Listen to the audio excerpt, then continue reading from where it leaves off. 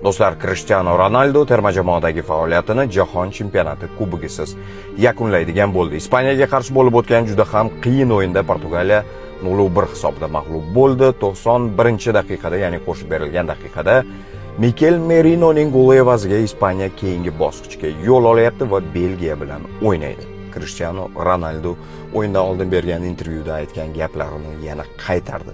Men afsuslanmayapman, men xotirjam, toza vijdon bilan maydonni tark etyapman.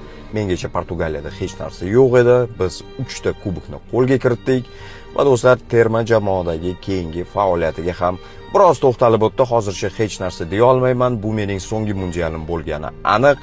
Lekin oilam bilan maslahat qilgan holda men yana keyingi qarorimni qabul qilaman deb aytdi. Bu degani Cristiano keyingi Portugaliya doirasidagi o'yinlarda ko'ramiz deyishga asos bo'la oladi. Hattoki do'stlar, balki katta ehtimol bilan Ronaldo terma jamoadagi faoliyatini Yevrodan keyin 2028-yilgi Yevrodan keyin tugatsa kerak. Mundial mana shunday o'tmoqda do'stlar. Ketma-ket futboldagi katta afsonalar, katta shaxslar Neuer, Ochoa, Modric, Neymar, mana endi Ronaldo eng katta futbol musobaqasini ketma-ket tark etyapti. Albatta ko'pchilik, hattoki o'zim ham Portugaliya hamda Argentina o'rtasida bo'lib o'tadigan ehtimoliy finalni ko'rishni istagan bo'lardim, chunki bu so'nggi 20 yillikning bo'libam futbol tarixidagi eng katta qarama-qarshilikning ajoyib yakuni sifatida qaraganda mana shunday final bo'lardi, lekin afsuski Portugaliya mundialni tark etdi. Va do'stlar, asta-sekinlik bilan biz ham bu mundialning yakuniga yaqinlashib kelyapmiz.